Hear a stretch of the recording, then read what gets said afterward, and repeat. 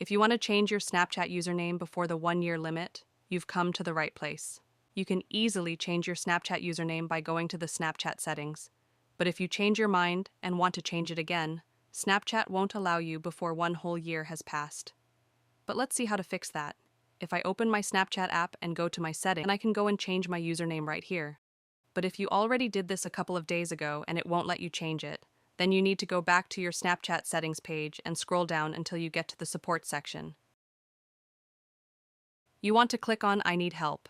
Then you need to click on the search bar and type change username. We want to click on the first link here that says how to change my username on Snapchat. This is going to explain the process of changing your username, but we don't need this. We need to scroll until we see, was this article helpful? Click on the X button, then select any of the options and submit them. Click on the Contact Us button. From here, select We need help with a Snapchat feature. Scroll down a little until you see this and select the Settings button.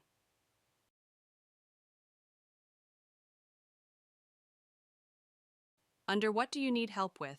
Select Other, and it will open a contact form where you need to enter your Snapchat username and email address associated with your account. Then, explain the issue to the Snapchat team.